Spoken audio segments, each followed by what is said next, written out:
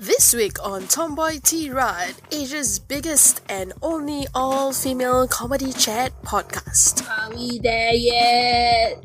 This is so slow. Yeah, why are we even on this Oriental Express? Who does a train in 2016 when the budget airlines are so damn cheap? Because I like life in the slow lane. And tell me, tomboys, how else are we going to transport those crates with such a meager budget? Whatever. We should just leave Persis to rot in a cell with her idols, like Joker and Harley Quinn. No way, she's one of us. We can't just leave there with those mega villains. Don't worry. Pers is going to be free after we deliver the shipment. She'll be back to the normal in no time. Just a little crazier than usual, maybe. We don't even know what's inside the crates, for goodness sake. They could be hiding psycho Hello Kitties or, dead aliens or people with one eye for all you know. Don't worry. We are the funny women of Tomboy T-Rod. What could possibly go wrong? Yes, not tirade or T-Ray, but T-Rod, the way we like to say it.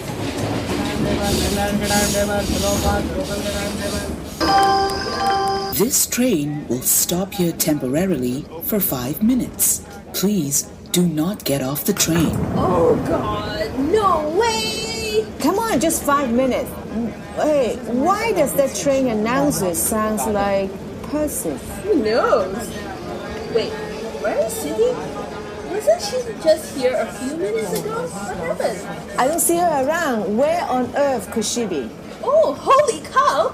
She's gotten off the train to buy samosa at the station. Oh, didn't she hear the instruction not to get off the train? Shit, Cindy. Oh no, the train is moving! She's running for it. Hurry up, Cindy, hurry up. Run, Cindy, run! Run, my Forrest Gump! Get your butt on this train! Wait for me! Quick, give us a hand so we can pull you on board. Now, Cindy, before it's too late! Ow, get off me! You guys are flattening my boobs. Oh no, there go my samosas. What a waste. Are you crazy? You nearly get us killed. Hey, what are you guys doing here at the door? Aren't you supposed to be in your seats? Oh crap, who's holding on to the tickets now? Who? Me. But I can't find them now. Ho, not one, not two, but 3 freeloaders? Really? Hey, we did have tickets. I must have dropped them while pulling City on the train. It's all your fault, Cindy. You and your stupid samosas. Hey, come on now. Those samosas were great. You just didn't have a chance to taste them. Well tried, ladies. Either you pay up the fine or we kick you off at the next station. Do you smell that? Is that smoke in the air? Yeah, even my sinus blocked nose is smelling it. Did the haze from Indonesia just travel out to India as well? What haze? Oh!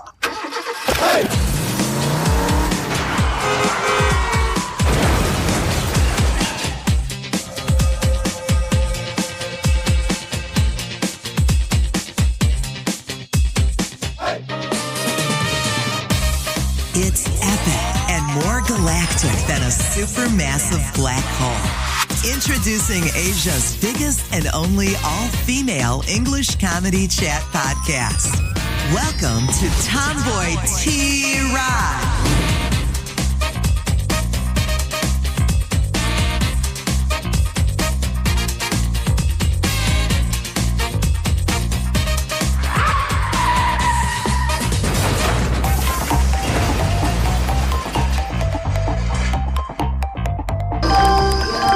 Due to a mechanical fault, this train will be delayed for 2 hours for repairs. We apologize for the inconvenience caused. Oh no! We are never going to reach our destination on time at this rate. Oh!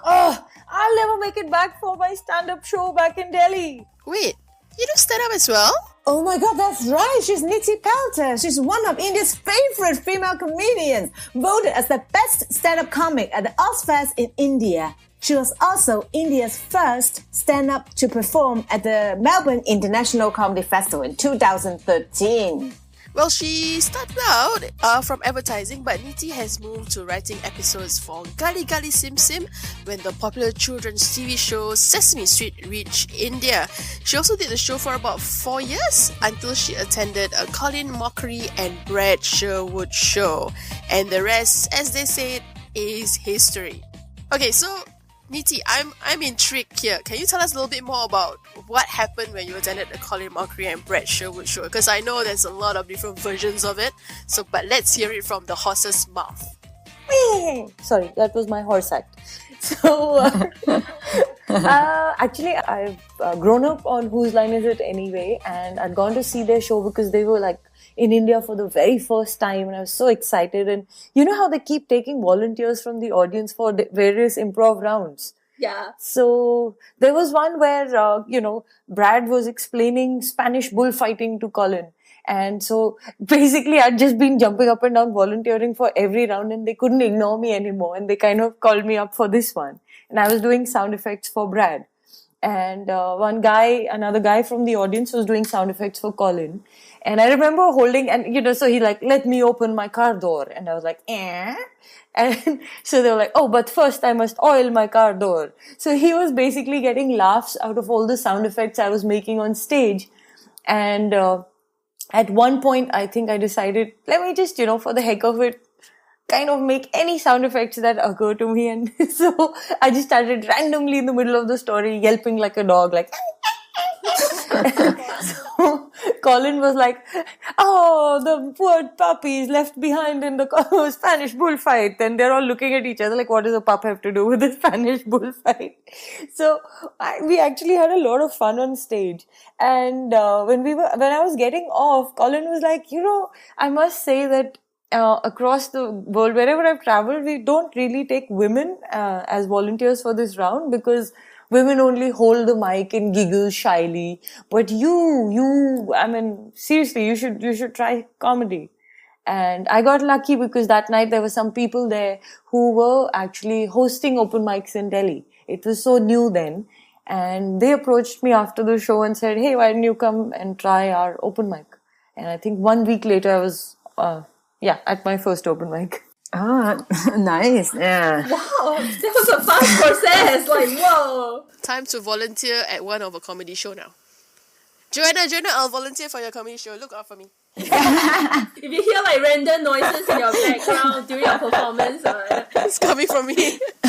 And look, when was that? When did you start actually? For how many years have you been doing stand-up? This must be close to 6 years back now. Okay.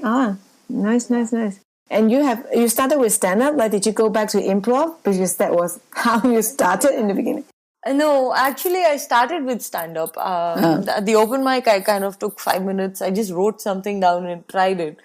You know how you're so quiet, the amount of swagger you have initially where you think you're just so funny till you actually get up on stage. But fortunately, I had a lucky experience the first time around. People were laughing. But you are very good writers, right? Like people know that you write really well. That's what you are famous for. But the difference is, I'm a writer, and therefore when I write material, it always ends up sounding like an article. So I walk around mumbling it to myself in the house to make it sound spoken, Do you talk to someone to make sure that it sounds like a conversation rather than sound like something you read from the article? Do you have someone you can try your jokes on? Yeah, since I don't like being interrupted, I talk to both my dogs. Oh, okay. Did they laugh? One seems to look at me very adoringly, and she kind of laughs at. She's a sellout for a biscuit. Oh, okay. oh yeah. So we know that you have been very busy. I heard that you've been performing overseas. So what have you been really up to? Okay, recently I launched my first solo. I've actually been lazy. I had enough material for a solo, but I wanted to write something kind of theme-based and stuff. So I went about it, backward. I got the auditorium date first and then wrote frantically over 20 days. That's very scary. It was very frightening because, whatever I was writing, I was calling fellow comedians, I was calling up people, and they were like, yeah, right, it's nice, maybe work on it a bit more. I'm like, what do you think I'm doing? So anyway, it was 20 days of sheer mayhem. And on the day of my solo, there was an India-Australia cricket World Cup, whatever, qualifier round. And India's cricket crazy. So I was like, nobody's going to come for my show. But thankfully, I think we managed to sell about 290 tickets. Ooh, that's great. That's great. Yeah. And I'm very pleased to report that I actually got a standing ovation at the end of it. Yay!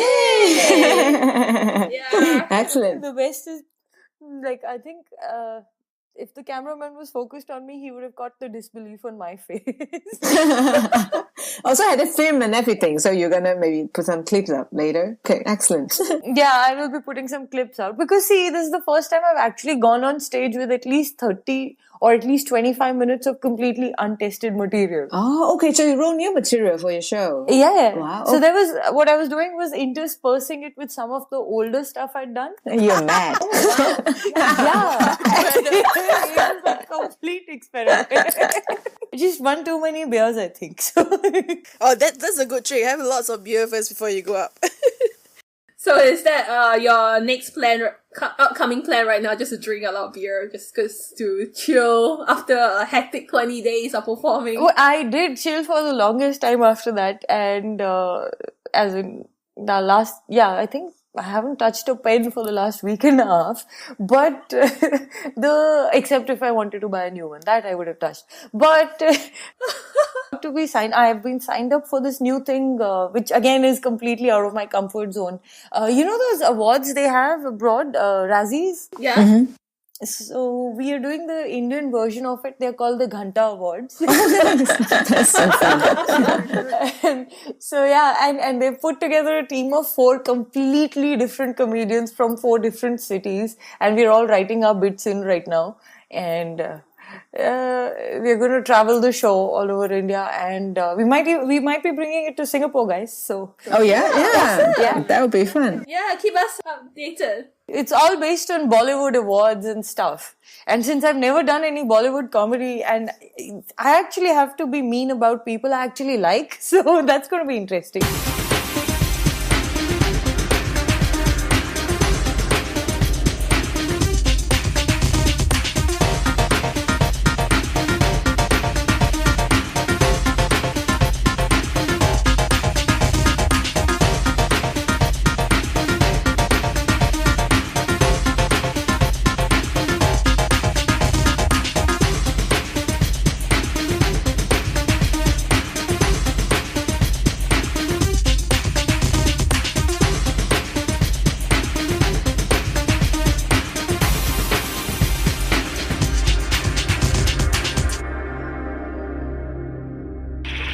Nitty, we suspect the smoke is coming from the cargo area. Roger that. Yes, roger that. Have they found out the cause of the fire? When will the train start moving again? We sell samosas at the next stop. Relax, guys. Chill. You're not in Singapore anymore. Hey, I'm liking this train conductor already. Totally feeling you about the chilling, bruh. Well, I'm a millennial, so my attention span is like 3 minutes. Come on! Why is this train not moving? I'm bored already. So let's just kill time by discussing some news topics, shall we? Firstly, we have the Panama Papers, which is one of the biggest data leaks in history. Over 11.5 million documents have been released to the public, blowing the lead of some of the world's most powerful people and their offshore billions. Panama's carnival attracts visitors from around the world. But away from the lights, this place is a thriving tax haven. Investors come to Panama for secrecy. You can go to Panama and you can get a foundation or a trust or a company, and you can use those complicated, slightly strange structures to hide and disguise your ownership and control of assets. Yeah, I was watching John Oliver, right? And he was saying like the names of those companies incorporated by the Mossack Fonseca, they have names like Goldfinger, GoldenEye, Moonraker, Spectre, and Blowfield. Like those are famously associated with James Bond villains. I'm thinking those rich people who steal money, they also want to be cool one day if it gets discovered. Like now, they won't have names like that. Maybe they derive inspiration from James Bond, you know, undercover, behind the closed lines. I know, they just want to. Yeah. They're just so silly. Yeah. Yeah, you think they come up with better names like Hello. All the James Bond villains were actually very, very, very rich. So it makes sense they want to do this.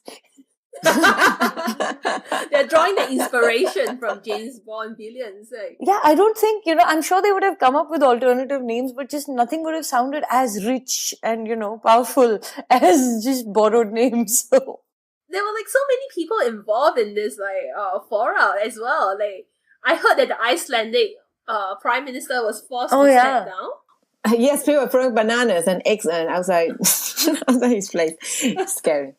Yeah. Why didn't they throw tomatoes? Why bananas and eggs? I don't understand it. It was something that's red, right? Like it's blood. There's not enough anger. So in case if he caught the banana and the egg, he can make breakfast for himself? Yeah, but surprisingly for a country so cold, right? There's actually a lot of bananas in Iceland. Because I remember visiting Iceland like a few years ago. It was winter, so it was cold, it was freezing. The wind is so strong that I have to hold on the lamppost so that I won't be blown off the street, and yet they have so many bananas. Maybe they're all frozen. That's why they're throwing it. It's quite hard if you throw a frozen banana. But a frozen banana would really hurt. They're like boomerang when you throw it. Yeah, that's it. Joe and I always think alike. We actually think alike. Banana icicle. I like how, at least in India, I would imagine everyone's trying to, all the parents with eligible girls will probably be going through the Panama list saying, okay, we can, this guy would make a good groom, this guy would make a good groom. That's a good business opportunity, like start a dating service, I know. I mean, think about it. Hey, look, your prospective grooms. Hey, look, this guy has like $10 billion. An offshore fund in Panama. Yeah, it's a good match. Speaking of world politics, have you heard about Bono recently? It's like you speak violence, you speak their language, but you laugh at them when they're goose-stepping down the street, and it takes away their power.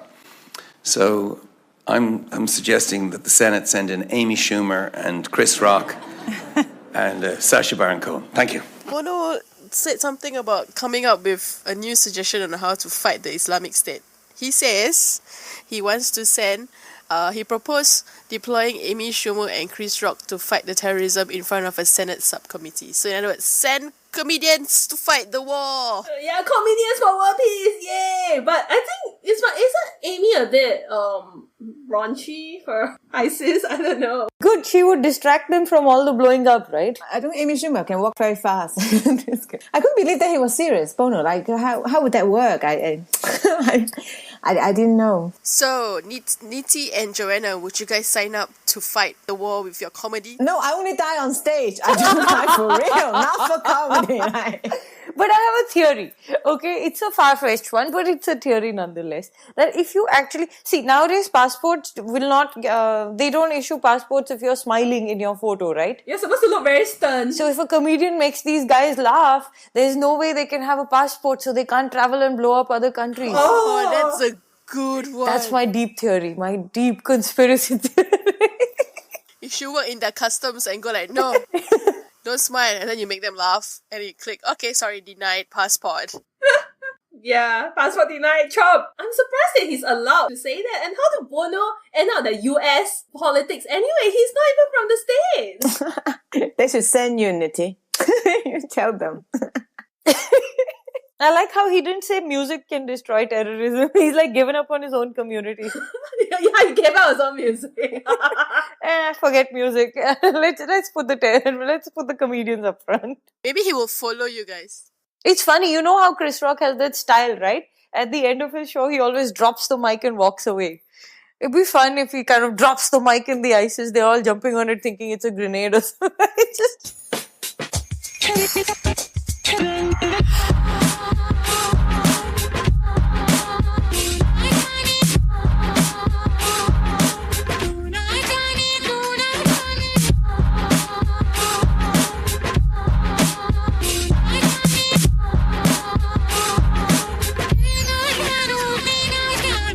Did they just turn off the air conditioning?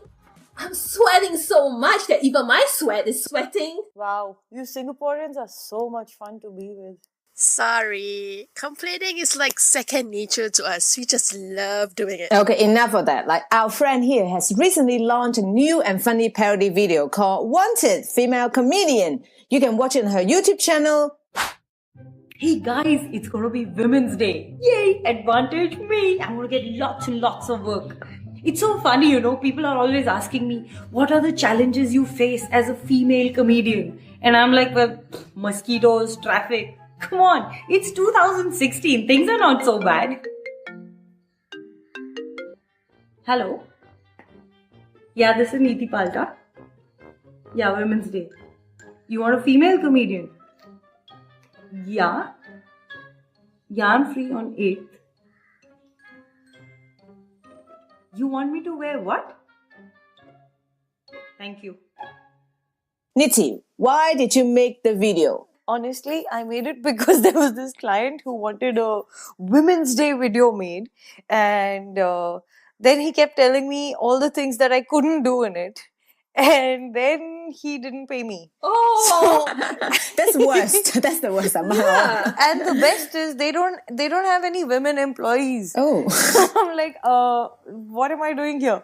And so from that was born this idea, because genuinely around Women's Day, suddenly female comedians are noticed, and suddenly our gender becomes such a positive to force.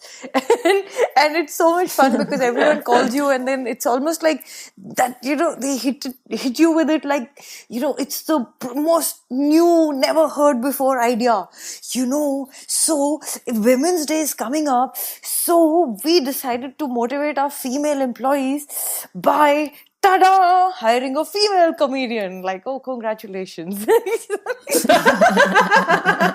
I shouldn't make fun of them. They're my bread and butter. Big revolution. Well done. Yeah, but Is that why you crack your knuckles in the video? I just heard that distinctly. Like, no anger on the face and you crack your knuckles really loud.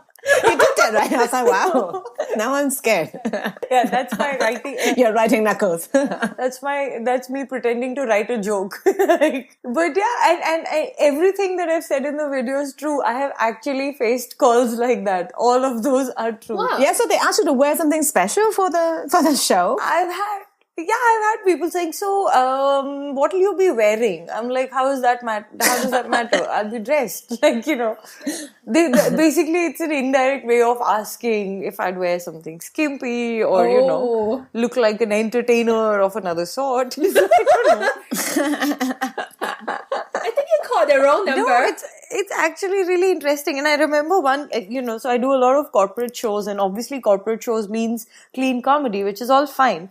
And I remember last year they called me and said, this is our client who's throwing a party for his clients. So there are a lot of, sensibilities and sensitivities involved. So be careful about your material and just make sure that it's completely sanitized. I'm like, okay. And then I go on stage and I do a completely clean show and everything. And then I get off stage and I walk towards the audience, just to go. And I suddenly realized there were these giant, it was like a set from a Bollywood film sequence. There were giant cocktail glasses, half filled with some colored liquid. And there was like a kind of a Russian dancer / model inside the glass. And there were like 4 or 5 such glasses. And I'm like, wait a second, were they in that glass like gyrating the way they are through my entire routine? You're telling me to keep it clean and you have women prancing around in cocktail glasses? What the hell? So yeah, things like that happen all the time. Life is interesting. Oh my god.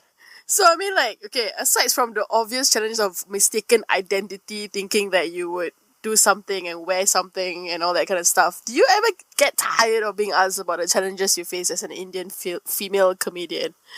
Yeah, it's funny, Because that's what I noticed in all the interviews you have been asked. Like, everyone keep asking the same thing. What challenges do you face as a female comedian? Blah, blah, blah. Yeah, because, see, what happens is... Okay, so, firstly, now when I'm asked that question, I've just started saying, yeah, the challenges I face as a female comedian are mosquitoes, traffic, heat, and they don't get the joke. But the funny thing is, they make up their mind that they're going to write an article about the challenges that female comedians face. And I keep saying there are pros and cons to every gender. And when I talk about the, pros also, all that comes out in the article are cons. And I'm like, hey, I was trying to say that, there is the good and the bad. And now also, and I last time I put up an article that someone had published. I actually said the irony is, if more people found women funny, I wouldn't be news. So, Wow. Yeah, but that's true though. Like you were kind of happy to be interviewed, but on the other hand, you felt something like, oh, they just interviewed because you're a Yeah. woman. You were never sure. Yeah, that's a bit annoying. So you like it, also hate it at the same time. exactly. Now, see, exactly. That's a pro and a con right there. Next time if they ask you, tell them that, oh yeah, not enough sanitary pads being provided by the organizers. See what they say. They'll wake them up. How, man, and how? It's weird, dude.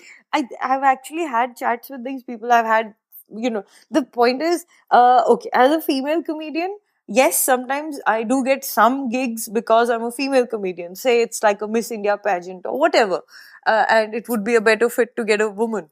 But I also turn down so many shows because I'm a female comedian. So that's what I'm saying. It's all pros and cons. Yeah, but do you feel like you also want to be asked or to be asked to do an interview just because you're a comedian has nothing to do with feminism, like nothing like that, just because they like your comedy? Like, it seems like people don't do that. Like people just, we should take it from the female comedian angle. It's always all about the struggling and the gender inequality. Like, sometimes it's also okay. Like there's nothing wrong. Like, it's not so difficult sometimes. So you don't have to talk about it all the time. You feel like you're just, Yes. even if you do the interview, you feel like you're saying that just to get attention. You don't want to do it, but that's what the article wants. And that drives you mad. You don't know what to do.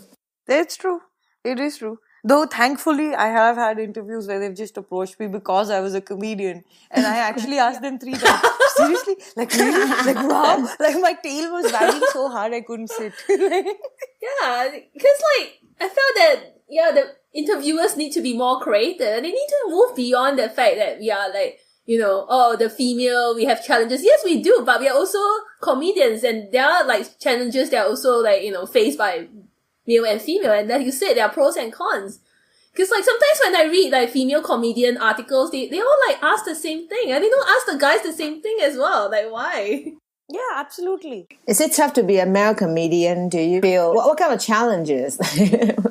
Also, I don't think a male comedian's ever introduced onto stage as welcome our male comedian. It's always now. Yes. For a female, they No, always they mention don't. your gender when they introduce you. I'm like, I'm sure they can make out once I reach the stage. Yeah, hopefully. whether you're a guy or a woman, it's kind of obvious. Yeah. I mean, I know I'm flat, but I'm not that flat. So, Yeah, tell me about it. Yeah. oh yeah, I forgot. I was talking to Singaporeans and Chinese and Shut up, Nitty. That's it. I feel right at home.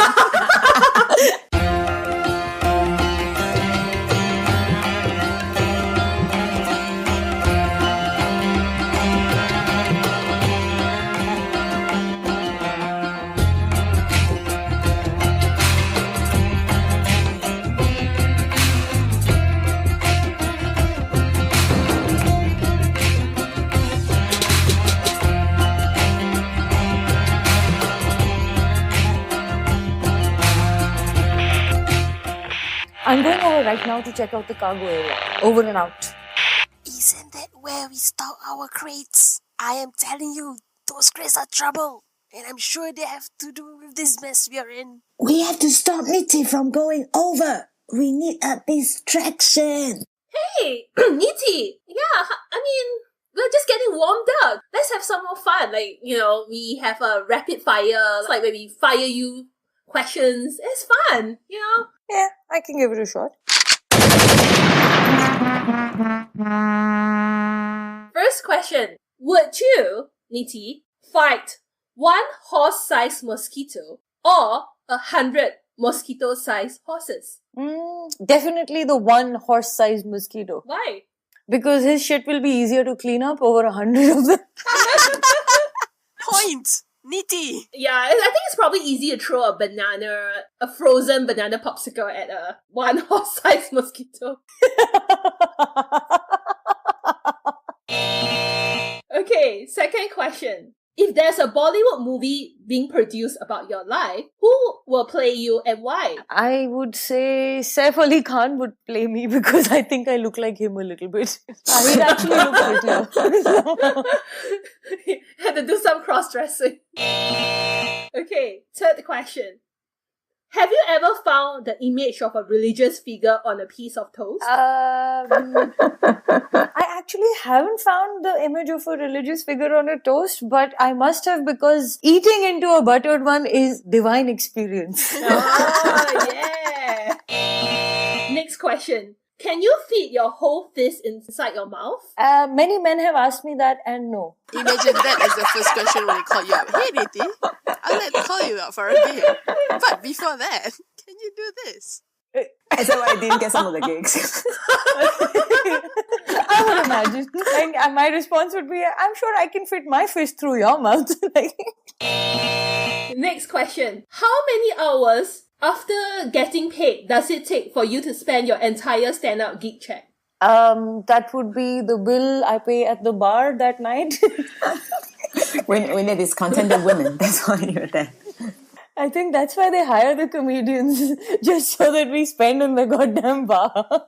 I used to actually do this joke right at the beginning when I started out stand-up comedy about how comedy is really catching on in India, and more people are offering me food and booze to come and perform for them. So now my resume reads current profession stand-up comedian, current salary garlic bread. Finally, and this one question is very important, so pay attention. Okay. It's the fuck, marry and kill question. So, which Hollywood celebrity will you fuck? Who will you marry? And who will you kill? I couldn't believe you even just said that. I know who I'd fuck. I know that in an instant. That would be Hugh Jackman. We can have a threesome if you don't mind. Oh, totally. I mean, he'd have to leave his claws out, but we'll manage around it. But that's definitely him. What were the other two questions? Who would you marry? And who would you kill? Can I marry Hugh Jackman? I'm Indian. We're traditionalists like that. If I fuck him, I must marry him.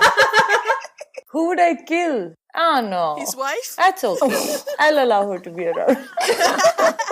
Wow, yes. You know, it's a happy marriage. Yeah, well, I'm Hindu. I believe in the sanctity of life. And sharing. Okay, and that's it. Yay. Round out. Yay. Fire. Woohoo, Niti. Woo. That's a lot of fun, guys, but I need to go over there now. Awesome! Hey, we want to tag along too. I always want to know what you train conductors do. It's, you know, an interesting job. Cindy, what are you doing? We can knock around in the cargo area. Problem solved. Hey, that sounds risky. Why are you guys suddenly whispering amongst yourselves? I don't need your company. Besides comedy, we are also qualified smoke investigators. You might need our help. Yeah. And I'm smelling some trouble over there too, so let's go. Yeah, let's go. Yeah, I'm ready.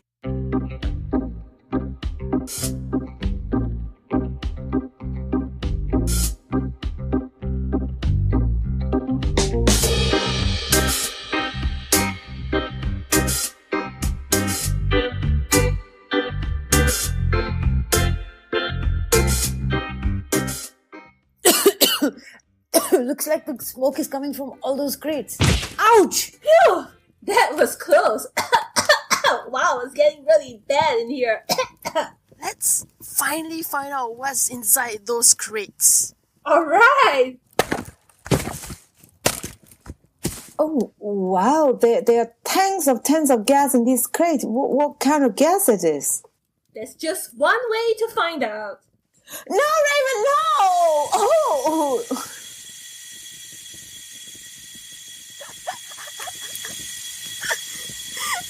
Awesome! I guess that makes it look This is actually quite funny. Oh, my head. It feels like just an elephant rolled back on me. Oh, my head. It feels like a truck reversed over me. Oh. Wait, did you guys just knock me out? OMG! She's down again! That's funny! Please, Ariel. Stop the both of you. We need to get rid of Niti and stop the gas from leaking further. Gosh, is the smoke coming out from those crates? Who cares? Just let the smoke or the gas or whatever flow around the train. I mean, like, after all, we are comedians and we make every on this train laugh. Oh no, you guys are killing me. We have an emergency situation here. Look at the 5 horsepower gas tanks. Oh, you guys are gonna pay for this. Hey, these crates are registered to Tomboy T-Rod. So it's you. You're the ones. We could do this all day. Guys, stop. Calm down and help me think, please. Whoa. Don't be a spoil sport. I mean, that's just a small fire. What's the big deal? In fact, we should release these guys on ISIS too. Where's Bono when you need him? If everyone is laughing, nobody will be fighting. Simple. War over. Oh, no. Looks like I'm the only thing adults on this train. Oh. That's it. I'm gonna arrest you for... Oh my God, shut up!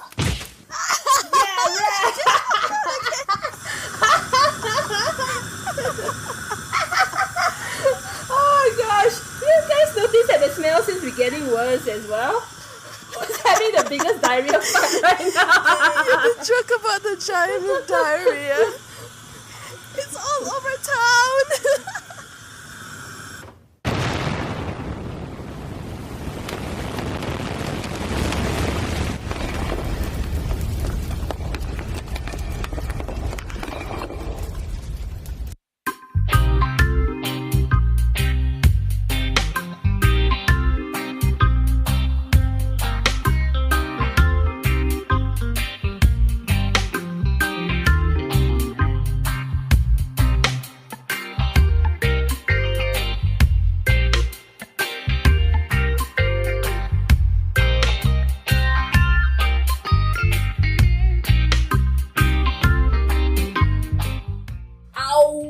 My jaw is aching from all that laughing. I'm not gonna laugh anymore for the next 24 hours.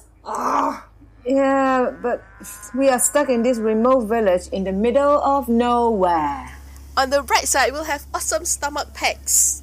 Well, mine will still remain one lah. But anyway, maybe, it looks like we can't deliver the ransom for Persis after all.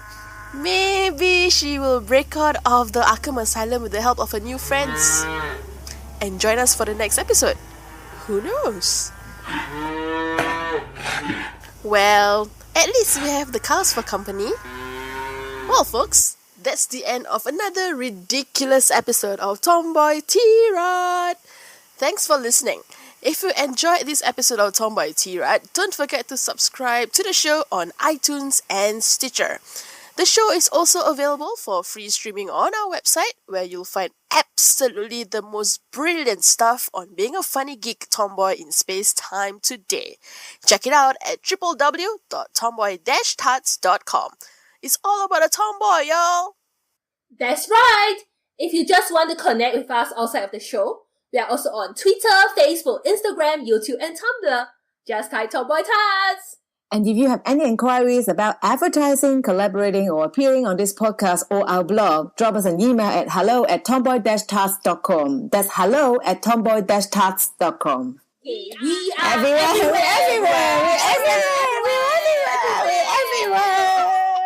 And we'll see you again soon, listeners, in another 2 weeks with a brand new episode here with Joanna, Cindy, Persis, and myself.